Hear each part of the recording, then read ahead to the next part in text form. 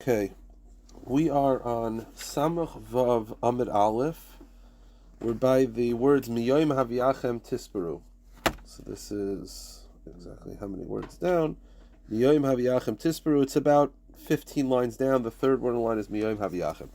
Just to review, the Gemara yesterday brought down two brises, very similar. Each brisa had about 4 or 5 opinions, some overlap. And basically the content of the brisas is to describe the arguments the Rabbanan gave, not like the Baisusim. The Baisusim felt that the pasuk says you start counting the Omer Mimachras HaShabbos, so they translated literally. Mimachras HaShabbos means that you bring the Omer and you start counting Sfiras Omer. Mimachras HaShabbos means the day after Shabbos, so the Sunday of Pesach. Now that could be Chol Hamoed, that could even be the second days, that could be the first day, the first day of Chol Hamoed, it could be whatever. The Rabbanan disagreed, and the Rabbanan say, no, Menachos HaShabbos means the first day of Chol Hamoed, and Shabbos is Pesach. So we brought yesterday two brises that had about, 7 or 8 opinions, and now we're going to continue in the brisa.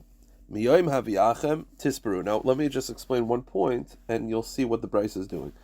Basically, what the concept of the Omer is, that it is brought on the first day of Chol Hamoed, but the barley is cut the previous night, and you start counting the Omer the previous night, right? We don't count in the morning, we begin counting at night. So what the Gemara is going to do is basically use these psukim to prove that the Omer is brought during the day, but it's not cut during the day, and you don't start counting during the day. It's brought during the day, but it's counted and the cut the previous night. So Miyoim Haviachem Tisperu, Yachal Yiktzer V'Yavi, Ve'emas Asher Yirtze Yisbar. You might think that you should cut it and bring it on the same day. Meaning, maybe you should cut the barley that morning, bring it that morning, and count whenever you want. Meaning, and maybe begin to count. Who said that you have to count that day? Maybe you bring it that morning, cut it that morning, and count it the next day. The pasuk says that when you cut the barley, that's when you begin counting sfira. So you don't bring the carbon today and start counting a week later. Okay. So then you might think, now the pasuk says you count when you cut the barley. Maybe I should cut the barley on the first day of Chol Hamoed, but I bring the carbon a different day. No, the same day that you cut it is the day that you bring it. Okay. Now, so basically, I have to cut the barley on the same day that I bring the carbon, and it's the same day that I start counting sfira. So it says the Gemara, maybe I should do all of this in the morning. Meaning, maybe you don't cut the barley at night, and maybe you don't count sfira at night. Maybe you do this all during the day. You count 7 full weeks. And in Judaism, it's night beginning before the day. So if you start counting the Sfira, the first day of Chol Hamoed, it's not going to be complete. Because we know that in the Jewish calendar, it's night before day. So if you start in the day, it's an incomplete, it's a half a day. So therefore you have to start counting the night before. Now just to finish off, Yachal Yiktzer V'Yavi V'Yispar Balayla. Now maybe I should bring the carbon at night, meaning I know I have to cut it at night because I know I have to count sfira when I cut it, and that's at night. So maybe I should bring the carbon at night as well. No, the carbon is brought during the day. So how do you put all this together? Haketzad, Ktsira Usfira Balayla. You cut the barley and start counting sfira on the first night of Chol Hamoed. V'hava biyom, but the carbon is practically brought the following day. Okay, good. Now, from here until the Mishnah, the Gemara is going to point out that there are flaws. This Gemara it's a little easier if we had done, the 2 dafim in one day. But yesterday, I told you, the Gemara brought down, 7 or 8 opinions about proving that the Baisusim are wrong, and that we start counting Sfira, and we bring the Omer on the first day of Chol Hamoed, and not the Sunday of Chol Hamoed, or Sunday of Pesach. The Gemara is going to prove that a lot of them have pirchas. You could really argue on a lot of these opinions. Amar Rava, Kulu isu pirchu. Rava said, all of the opinions of yesterday have issues, have questions you could ask. Bar metarti tanoi basroi, Bein b'masisa kamaisa, bein b'masisa brisa. Except in the two brisas, there are two opinions in each brisa that there are no questions. Okay? So let's go through each one. Again, we'll do our best to try to remember exactly what the cheshbon was and what's the issues. Rav Yochanan ben Zakkai's issue was he noticed that there was a contradiction. One pasuk says Chamishim Yom, which implies that Shavuos is on the 50th day and it could even be a weekday. But then the pasuk says Sheva Shabbosos Tumeos Tiana, which is 7 complete weeks. Complete weeks implies that it's Sunday to Sunday. So one pasuk implies that Shavuos is in a weekday, Chamishim Yom, which implies any day, the 50th day, whenever that is. The other pasuk says Sheva Shabbos Mosiena, which means it's the beginning of the week because it's 7 complete weeks. So one pasuk implies Sunday, one pasuk implies the weekday. The answer is, so says Rabbi Zakutinsky, you see that Shavuos could be any day. Now, if the Baisusim are right that it's brought on a Sunday, that means that Shavuos is always on a Sunday. So this is how he argued Baisusim. The Gemara says the truth is you could answer Rav Yochanan ben Zakkai's point differently. You could argue that the Baisusim are right, that it's really tak on a Sunday.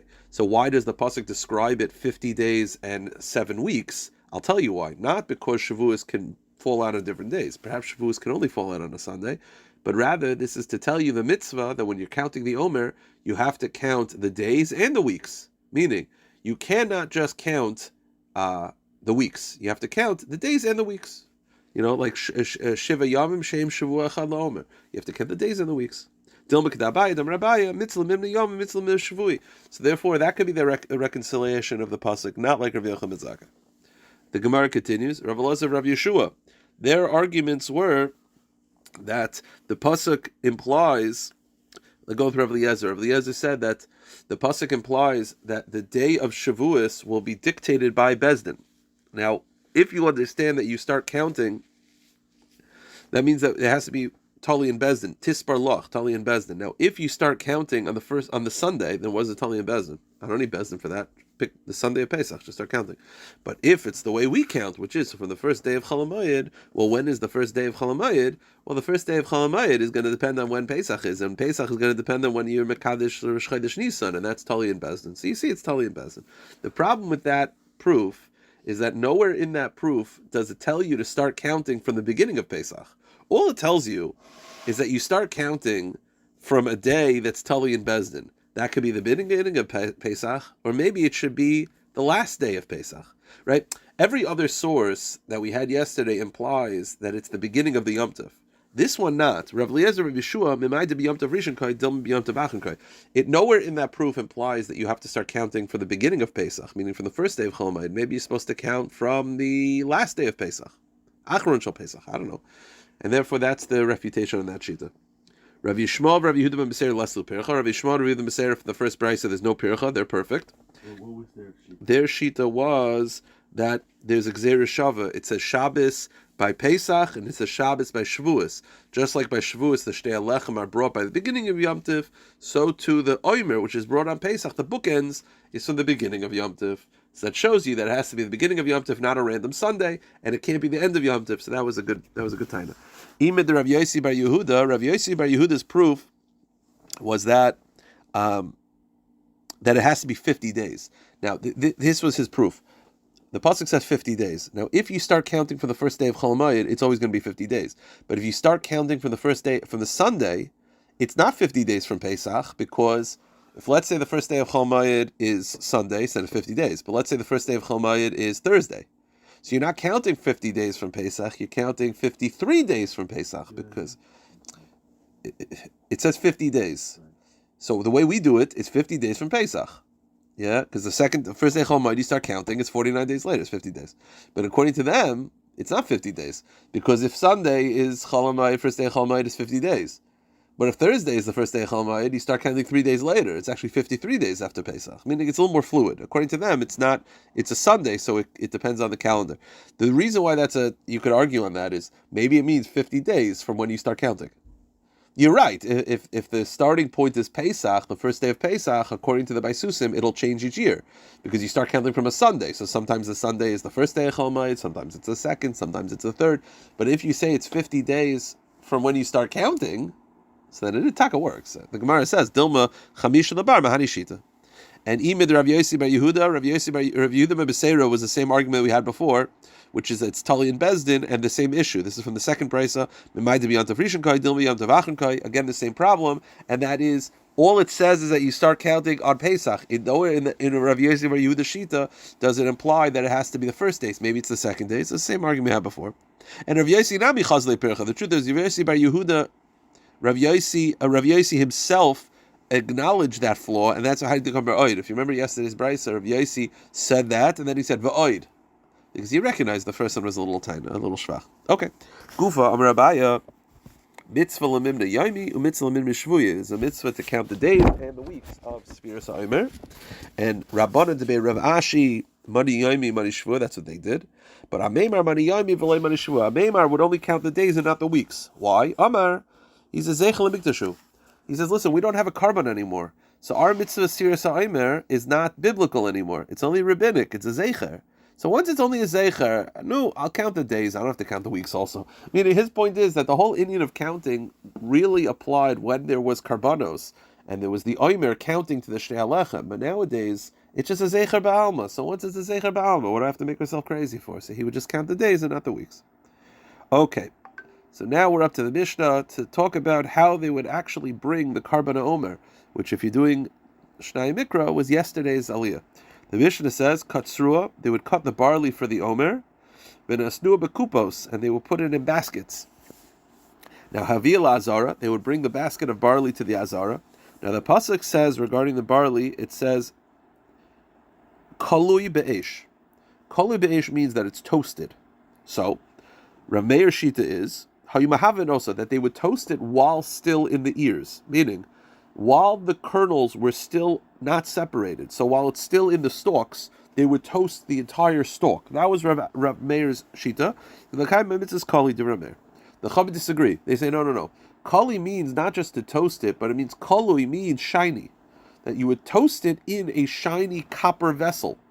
So what Rav Meir holds that you toast it while still on the stalk. The Rabbanan disagree. The Chachamim say no.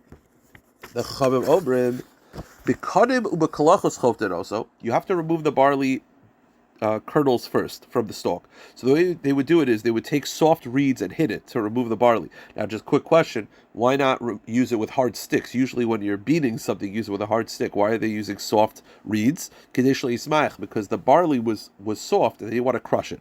So anyways, they would separate the kernels from the stalk, and they put it in a copper pipe to toast it. And the pipe was perforated, so that the fire would be able to allow it to pass through. So they would toast it in those kernels, in those pipes, and then they would spread it on the azara floor to dry it. Because sometimes when it's toasted in a copper, it could get a little moist. They would put it in a bean mill, a mill for beans. The reason being is because bean mills are not as fine, and it'll actually make it better, because when you grind it up too small, all the chaff gets in it. It'll just separate the chaff from the large pieces, and they would keep sifting it, and they would sift it 13 times until they would get to the fine isarot. Now, here's the deal. This is going to be the end of the daf. So you had these 3 saw, or according to the Ramban, 5 saw of barley. They get 1 isarot of barley for the Omer. There was still barley left. They would have remnant barley, extra barley. So what would they do with this extra barley? Hashar nifta v'nechel chol adam. Any person could buy it, transfer the holiness onto cash, and then you could buy the remainder barley, and then you use it for your own needs. V'chayev b'chala, and the remainder barley is chayev and chala, meaning because once you buy it, it's yours, and then if you make it into bread, you have to separate chala. Upater ben meiser, but it's pater from meiser. Why? Because meiser is required when the barley is in kernels smoothed over, and at that point it was belonging to the Beis Hamikdash, and because it belongs to the Beis Hamikdash, therefore you're pater from meiser. But Rav Akiva mechayev b'chalu meiser. But Rav Akiva says it's chayev in meiser. Now, why Rav Akiva says it's chayev in meiser? It's a little strange because it was owned by the Beis Hamikdash when meiser kicked in. So the Gemara at first is going to understand that according to Rabbi Akiva, the reason why it's chayiv and meiser is because we at first think that Rabbi Akiva's shita is that items that belong to the base of Mikdash are taka chayiv and meiser, which the Gemara is going to reject, but we'll get to it. Tana Rabbanan aviv. Aviv means the first barley. Za aviv, that means the first of the harvest, meaning you get fresh barley. Kali be'esh, it has to be toasted over fire. So the Bryce is going to speak on Rameir Shita. Rameir Shita again is that you toast them while they're still in the ears, while they're still on the stems. The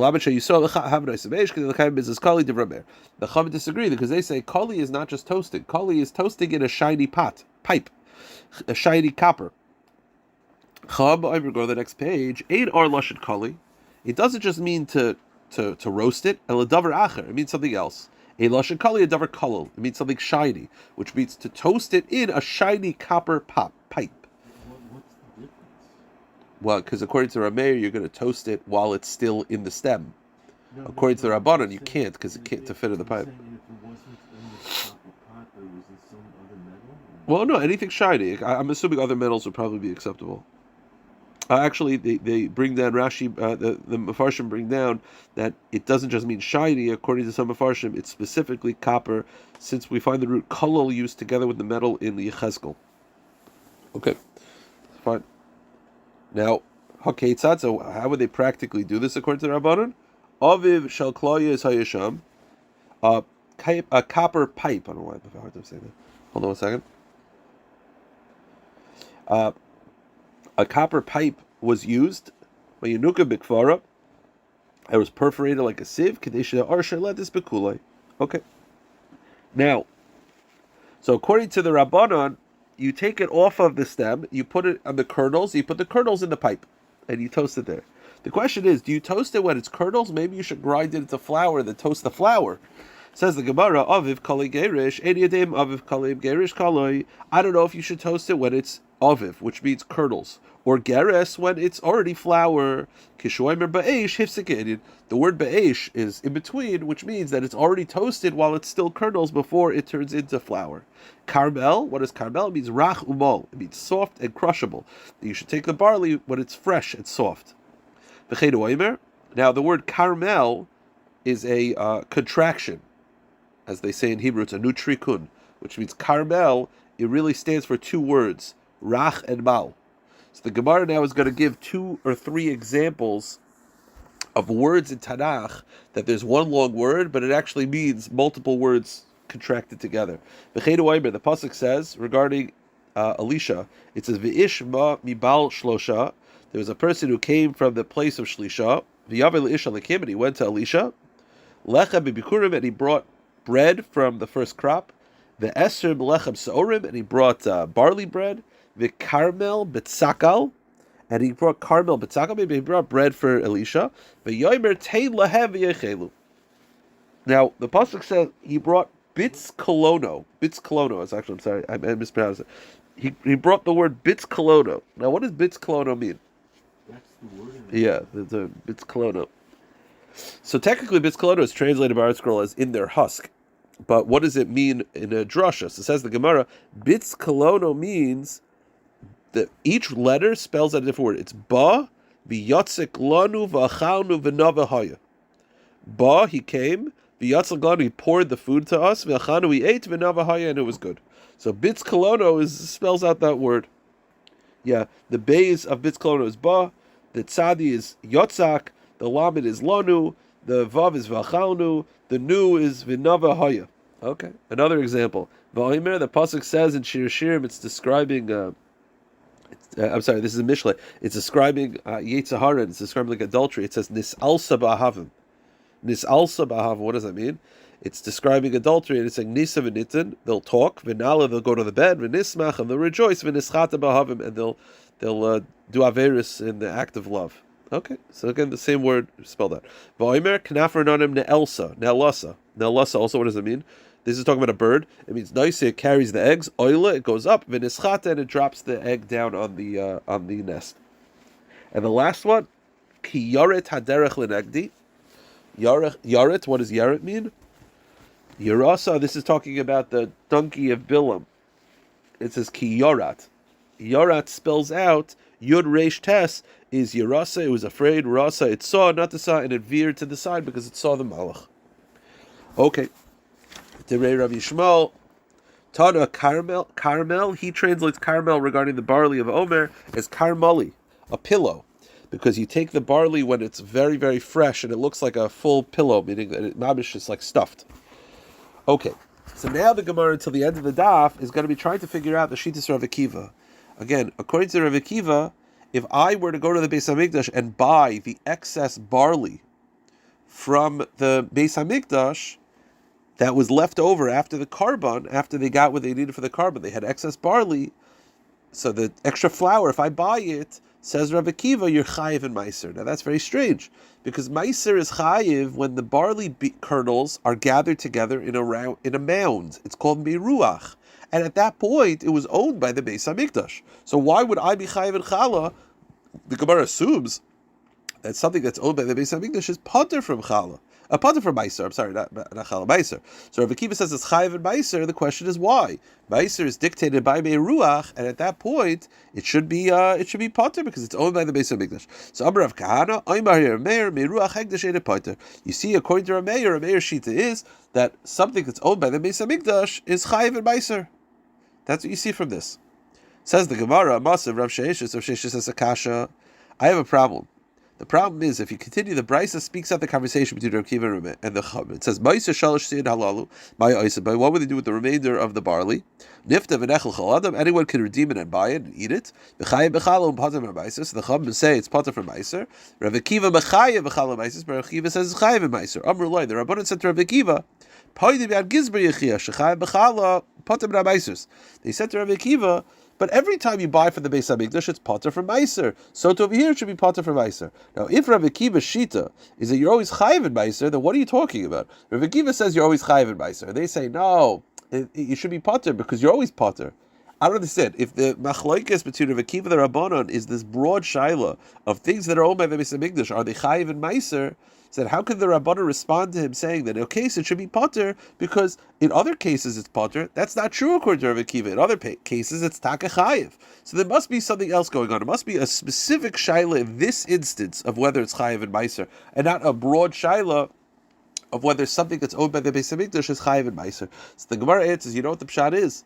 When the Beis Hamikdash buys the barley that's going to be threshed, they only pay for the barley they're going to use. Meaning, while they show up and they take 10 pounds of barley, they only pay for the one isaro that they're going to use. The rest retroactively was never owned by them. So because it was never owned by the Beis Hamikdash, that's why it's chayiv and meiser. The Rabbanan disagree. They say, no, the Beis Hamikdash owns everything. So everyone agrees that if it's owned by the Beis Hamikdash, it's pater for meiser. The machlokes is taka whether the Beis Hamikdash buys all the barley that's going to be milled, or only the barley that they end up using, the flour, and the remainder they retroactively never purchased. That's the shaila. Says the Gemara of Emisa, the Meruach Hegdash in Potem, I can't really hihi. So the Gemara says, Void, Aser, Rav Kahana bat Techliv, the Rav Kahana in the Tanya. The Brisa, the Gemara says, you're trying to tell me that Rav Akiva Shita is that Hegdash is chayiv and meiser. That's not true. Rav Akiva speaks out his shita. What does Rav Akiva say? Rav Akiva mechayiv b'chala meiser lefi shalei nitnu ma'is elot tzarich lehed, because the Beis Hamikdash only bought the final isaron. They never bought the rest of the barley. They retroactively never purchased it. So Rav Akiva himself said his shita. So the Gemara says you're right. El Amar Rav Yochanan Talmud Aruch Hu bepiv shel Rav Akiva shalei nitnu ma'is elot tzarich lehed. That's Takar Shitas Rav Akiva that the Beis Hamikdash only pays retroactively for that isar that's being used. Amar Rava, just Rava reiterates, Pshitali de Meruach Hegdash pater. It's pasha to me that everyone agrees that grain that's owned by the Beis Hamikdash is pater from meiser. Ba'afilu Rav Akiva loikem b'chayiv hasam el shanidu ma'is el tzarich. And even Rav Akiva only holds your chayiv by the oimer because he feels that the Beis Hamikdash only purchases the final isaron, but the remaining flour they never purchased. Aval Meruach Hegdash ma'al pater. But generally, something that's owned by the Beis Hamikdash is pater from meiser. So here's the shaila though. What if barley is owned by a guy? A guy has a field, and he owns barley.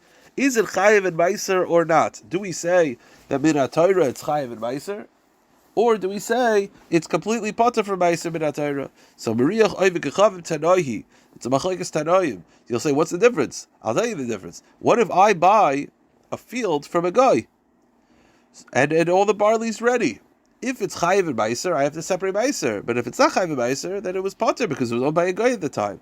And a major nafkamina would be like this: I have my own field, which is a Jew, so it's definitely chayiv. Can I take meiser from the field of the guy and potter the field of the Jew? Right? Normally with meiser you take 10%. I can have 9 of my stuff on the left side, and I can have 1 over here, and I can take 1 over here, and it works for that. So if the part that's owned by a guy is chayiv, then if I buy a Goyish field and I have my own field, I could take from the Goyish field and meiser for the Jewish field. But if you hold it's potter, I can't take something that's potter and exempt a field that's chayiv. So the Gemara says, "Meruv chavim tanahi." It's a machlekes tanahi whether you could take whether the grain that was owned by a guy b'shas miruach, whether it's chayiv and meiser or not. The Tanya.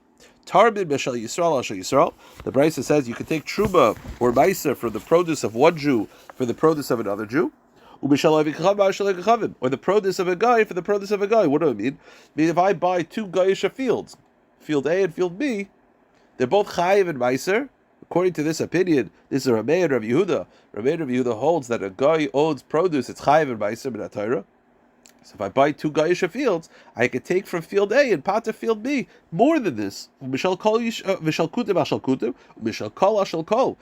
this. I could take produce that I bought from a Goyish field and separate meiser for my Jewish field, because he feels that Goyish owned produce is chayiv b'nat Torah in meiser. That's Divrei Meir of Rabbi Yehuda. And Rav Yossi and Rav Shimon disagree. They said, Tar b'shal Yisrael shal Yisrael. You could take truma on Jewish produce for Jewish produce. B'shal goyim al shal kutim b'shal kutim al shal goyim. And you could take from a guy for a guy for a guy for a kuti. Avoloi b'shal Yisrael al shal oiv kechav b'shal kutim. Avoloi b'shal oiv kechav b'shal kutim al shal Yisrael. But you cannot take goyish produce as separating meiser for Jewish produce or vice versa, because they feel that there is no chiyuv and meiser b'nat Torah on produce that are owned by a guy. I will stop here.